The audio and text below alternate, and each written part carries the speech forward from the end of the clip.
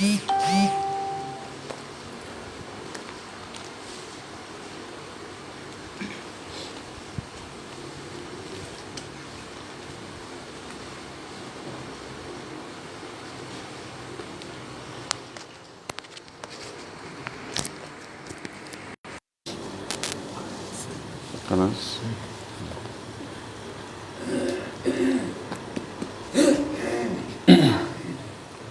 بسم الله الرحمن الرحيم. الحمد لله رب العالمين، وصلى الله وسلم وبارك على نبيه الأمين وعلى آله وصحبه ومن تبعهم بإحسان واستنى بسنتهم وسلك طريقهم إلى يوم الدين. اللهم لا علم لنا إلا ما علمتنا إنك أنت العليم الحكيم. اللهم علمنا ما ينفعنا وانفعنا بما علمتنا وزدنا علما. اللهم اجعل علمنا حجة لنا لا حجة علينا. رب اشرح لي صدري ويسر لي أمري واحلل عقدة من لساني يفقه قولي. قال المؤلف رحمه الله: عن النعمان بن بشير رضي الله عنه عن النبي صلى الله عليه وسلم قال: مثل القائم في حدود الله والواقع فيها كمثل قوم استهموا على سفينة فصار بعضهم أعلاها وبعضهم أسفلها، وكان الذين في أسفلها إذا استقوا من الماء مروا على من فوقهم فقالوا لو أنا خرقنا في نصيبنا خرقا ولم نؤذي من فوقنا، فإن تركوهم وما أرادوا هلكوا جميعا، وإن أخذوا على أيديهم نجوا ونجوا جميعا. رواه البخاري.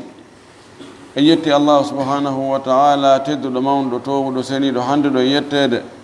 yentoro yo juulu enelaar meɗen muhammad sallallahu alayhi wa sallam omo o neli e meɗen sabu yurmede. Yo juulu e sahaba ɓen fof, o juula e hoore kala jokkuɗo dina ka ɓe jokkuno kan. Allah tawala kan dina jokkuɗen. Allahumma amin. Walli fiiɗon ɗo yo allahu yurminmo yurminamo ka dambugal fi yamirgol ko moƴƴi haɗa ko boni, emo soggude makuji nelaɗi ardi fiiɗum ɗin ko nelaɗo andini en ɓanginani en wonde haray julɗo on no hani yamirgol julɓe ɗimmo e makko ɓen ko moƴƴi. himo hani haɗugol ɓe ko boni so yihi ɓe waɗa ɗum. no jogii ɓural, no jogii nafoore. o addi ɗo o hadis ɗo kanko nayaɓo ka dambugal ɗo, ko kanko watti hadisaji 187 bi deftere nden fuɗɗa jangede. oɗo hadis ko o sahabajo witeɗo an-Nu'man ibnu Bashir radiyallahu anhu woni ko fillimo. oɗo ko e sahabaɓe tosoyɓe ɓennu sukaɓe ɓen wonno fewn nelaɗo tawi ko suka. o itti e nelaɗo wonde nelaɗo no maaki: mathalul qa'imi, sifa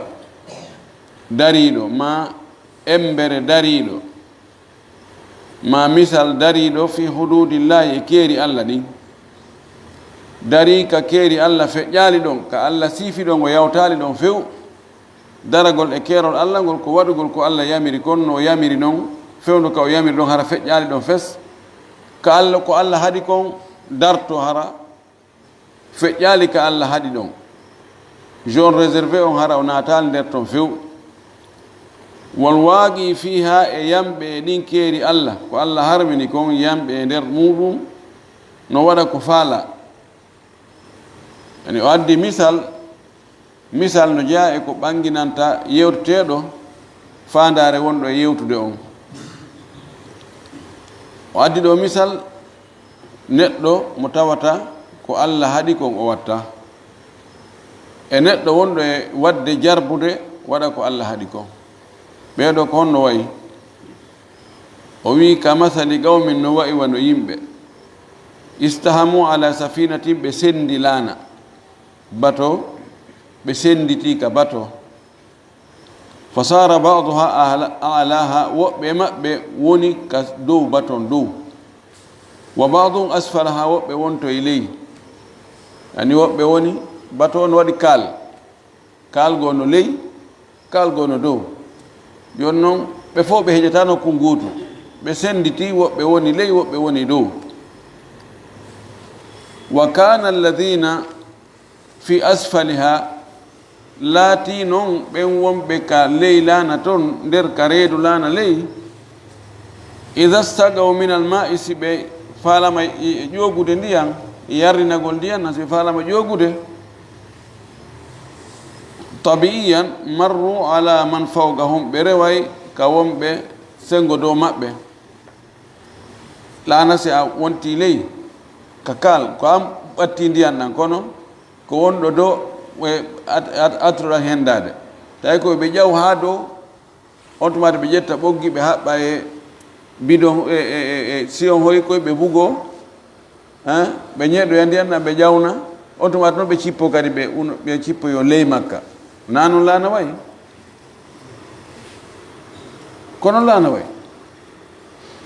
fagalu ɓe inni kamɓe wonɓe ley ɓe law anna si tawino hara enen haragna en tufino en seekino fi nasibina ka geɓal men ɓay ko enen woni ley inno ndiyan ɗan ɗo hino ɗan ɓatti ɗo sen tufirino ɗo joni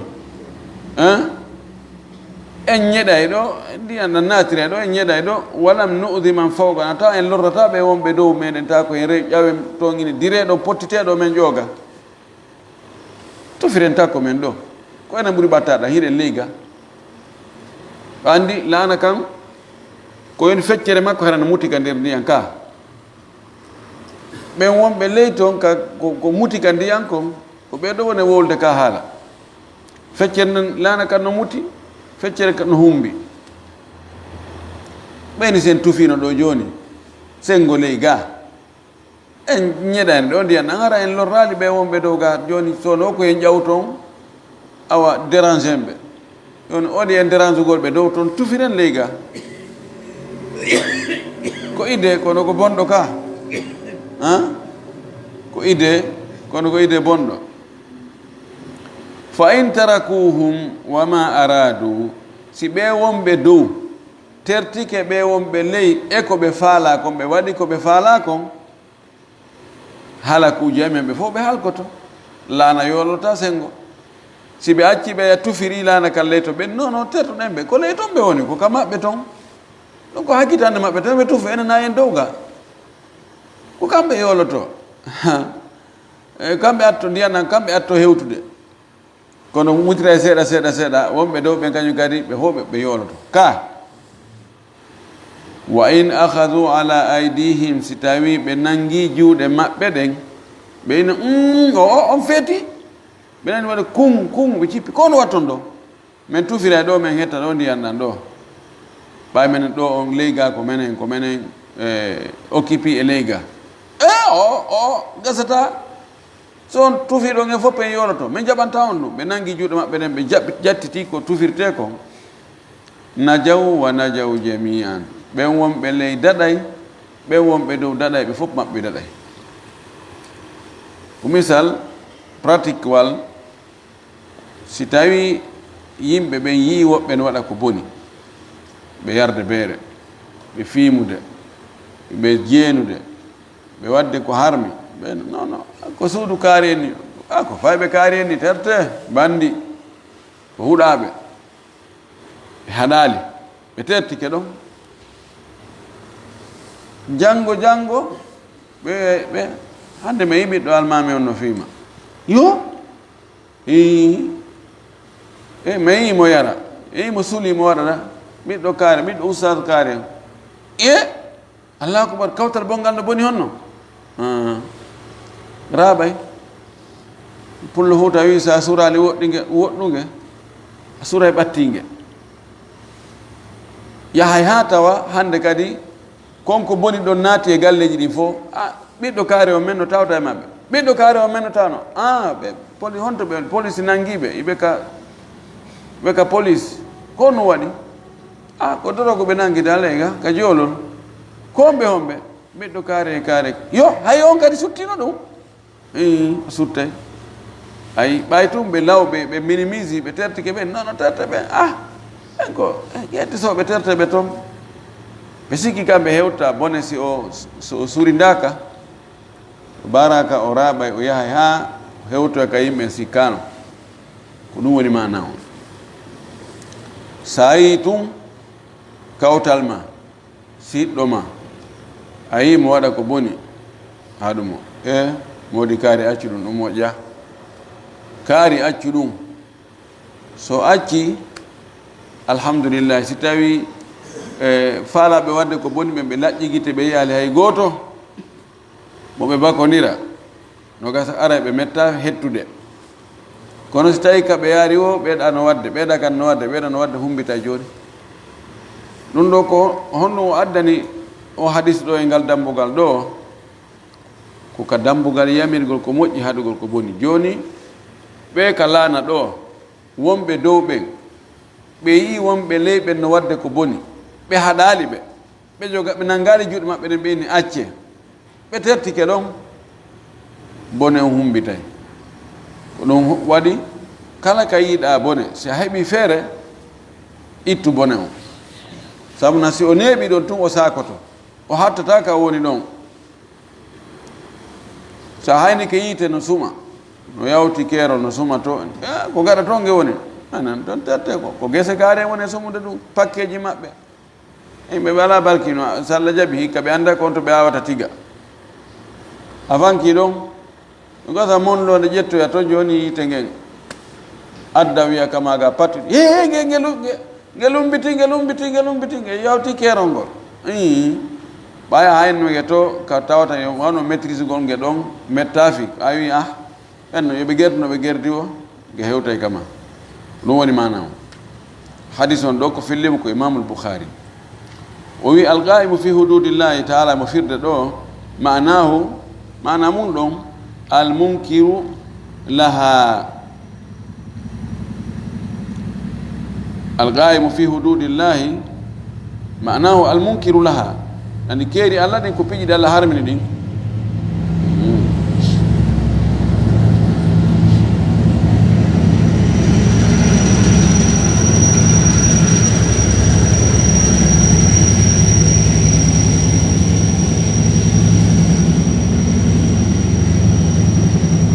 hududullahi maharimuhu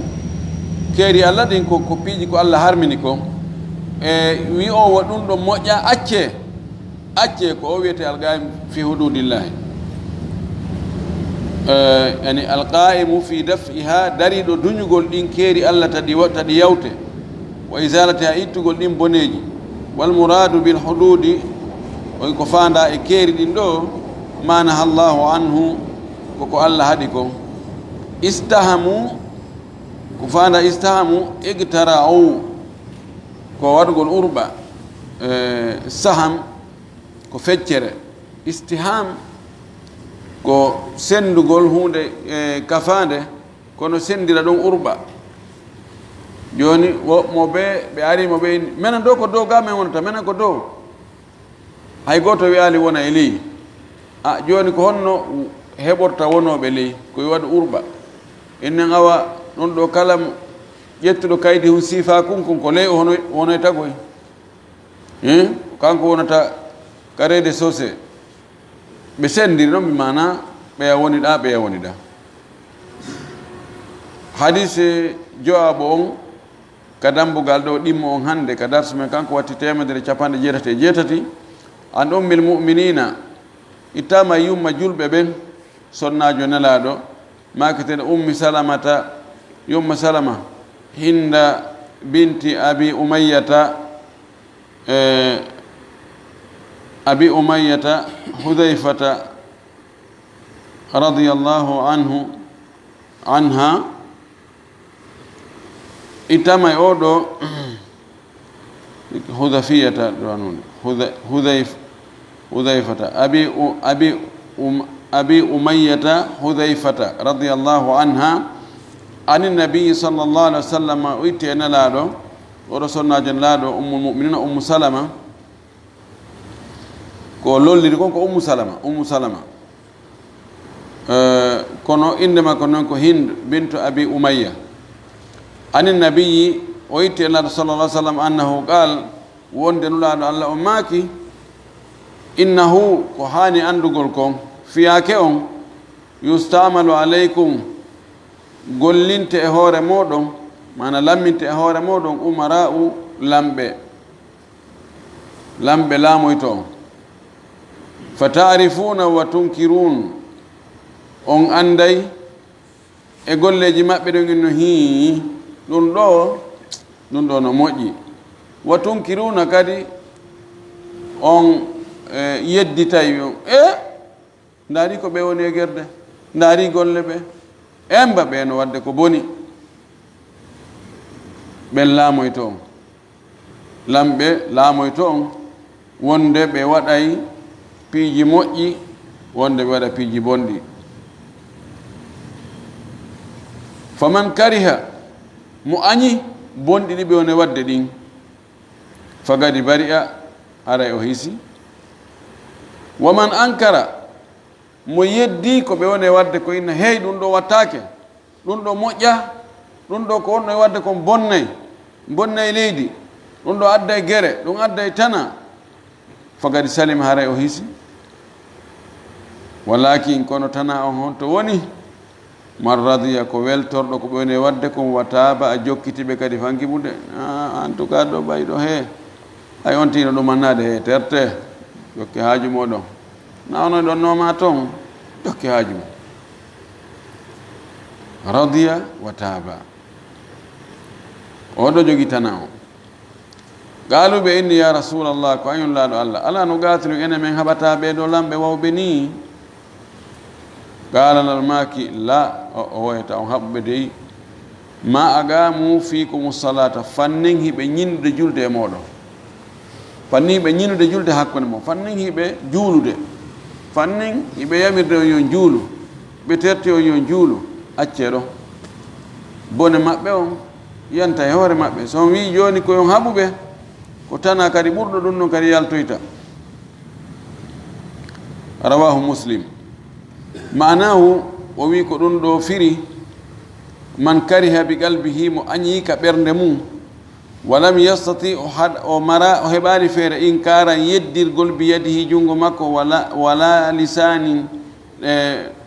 walam yastati o heɓani feere inkaran yeddirgol biyadihi woni ko junngo wala lisani wona ko ɗengal kono fagadi bari a min al ismi haray o daɗi bakkatu on wa adda wadifata o totti golle makko ɗen waman ankara mo yeddiɓe noon darti bi hasabi tagatihi embere taga makko on doole makko on fagadi salima haray kanko o daɗi min hasi l masiyati e ɗeɗo ɗi goopi ɗo o bakkatu ɗo few waman radiya bi fiili mo weltori golle maɓɓe ɗen wa taba'ahu o jokkitiɓe fa huwa al asi ko o ɗo woni yedduɗo on aray wonde lamɓe ɓen ko ɓe watta kon amara feere ittugol si tawi mettima kaɓe si a mari feere haɗugol ɓe tawi konngol ma no hewta toon ma ko windugol a wawi windugol ɓe windana ɓe ko waɗɗon ɗo ko moƴƴa acce ɗum ɗi décision ji labaka no harmi l'islamu jaɓa ɗum ɗo ɗum ɗo moƴƴana nation o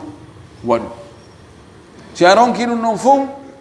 kono taw ko ɓe woni wadde ko boni kon no mettuma ka ɓernde si woni yahi ha neɗɗo tawi bone waɗete tawa kanko ɗum rin no wawi si concernama haajaka ɓay tun kanko mo hendade intérêt hum makko kum ko luttigol no waɗu no waɗi o oɗo haray lima noon fayde lanni ka ɓernde makko nani no haray ko tana molanaɗo yo allah dandu en oɗo hadis hande woni sakkitiɗo on ka dars men ɗo hande kanko woni watti jeegabo on e dambugal ngal ɗo kanko watti 189 mbi deftene fuɗɗa jangede fayin ko ummul muminin yumma julɓe ɓen ɗum ko sonnajo nelaɗo goo wiyeteɗo ummul hakami wiyeteɗo sowiraɗo ummul hakam ko zeynab bintu jahshin oɗo sonnajo ko sonnajo nelaɗo sallllahu alih wa sallam zeynab bintu jahsh anna nabiya sallllahu alayhi wa sallam dakhala alayha wonde nulaɗo allah on naati ka makko ɗon fasi an no ɗenƴi o naati tawi mo huuli mo ɗenƴi mo maapi يقول هم ماك عند كوناتكم ماك لا إله إلا الله ويل للعرب من شر قد اقترب فتح اليوم من ردم يأجوج ومأجوج مثل هذه وحلق بأصبعيه الإبهام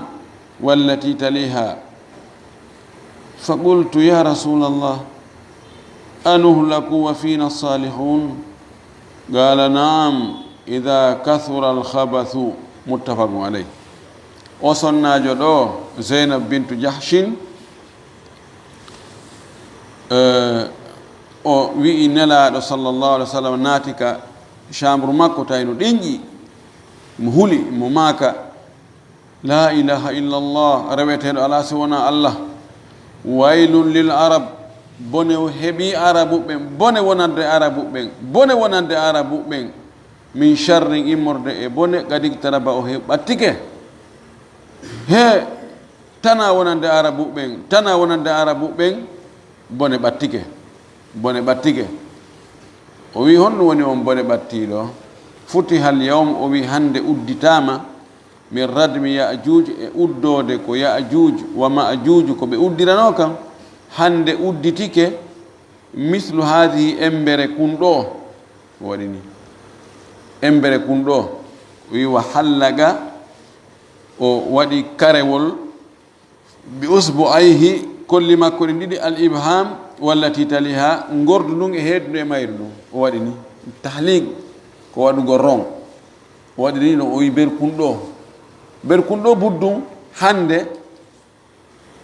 ya'juju e ma'juju kaɓe uddano ɗon ɗon udditike hande seeɗa andi ko seeɗa udditorta. o wi fa qultu sonnajo on wi'umi nelaɗo ya rasulallah kayon laɗo allah anuhlaku aw anahaliku wa fina salihun men halkoto ma men halkete sani anuhlaku men halkete anahliku men halkoto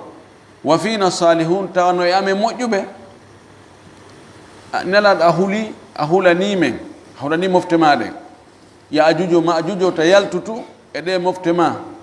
si ɓen ɗon yaltiti fayda koɓe hendi o ɓe ñaamay ɓe bonna e leydi ndi ɓe adday tanaji e nambaraji e albala uji tawa fayda gurdam wela hande kadi.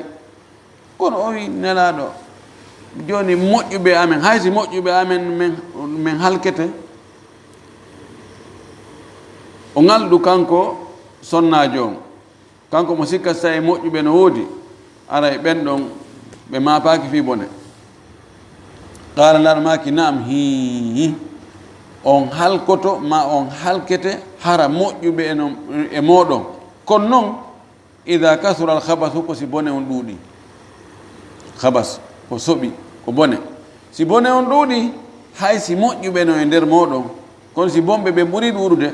si halakuye on ari on halkete on fof. o maki hadisi goɗɗo goo wa yubasu nnasu ala niyatihim yimɓe ɓen ɓe immintinno e noon e koɓe wonno kon e muɗum ton kala hara suɓoyte bomɓe ɓen waɗe feere moƴƴuɓe waɗo e feere ɓen ɓe daɗa. kono si tawi kaadna ɗo moƴƴuɓe tettike bomɓe yo waɗu ko faala bomɓe ɓen waɗi ko faala ha bomɓe ɗuuɗi bonkikin ɗuuɗi si lette aroyi ɗon suɓugol ala sendirtake. wattagu fitnatan la tusiba alladina zalamu minkum khassa. allah wi rento fitina mo tawata wona yimɓe bomɓe ɓen tun o hawrata e muɗum o hawreyay ɓe wi yorɗi no sunnora kecci si tawi yorɗi ɗuuɗi kecci ɗin hatta suma si sumi si yorɗi ɗin sumi tun ti sunnora kadi kecci ɗin. ɗum ɗo fof ko holli wonde fiota bone on ɗuuɗoy ha e lette ɗen si ari hawra e moƴƴuɓeɓen koyo moƴƴuɓen haɗu bone on ha imma o lanna fes so o lannata kanko ɗuyto. en tori allah subahana taala allah waɗu en yamiroɓe ko moƴƴi haɗa ɓe ko boni allah randu en lettidegol e bomɓe ɓen wa akhiru dawana alhamdulillah rabbil alamin wa sallallahu wa sallam wa baraka ala nabiyhi l amin. salamu aleykum. waaleykum salam. aɗa ganduɗo fi o yaajude majude hayno toon kadi ko wiyata masihu dajjal ara yaajude en majude masihu dajjal hombo e maɓɓe adoy ko feeñude lay ardidirgol mandeji dargal jani ɗin fewn ɗo ni mi manditaki hakkude ya ajuju e majuju masihu dajjal hombo e maɓɓe attoto arde mi manditaki fewn ɗo mi dartana en noon hombo attoto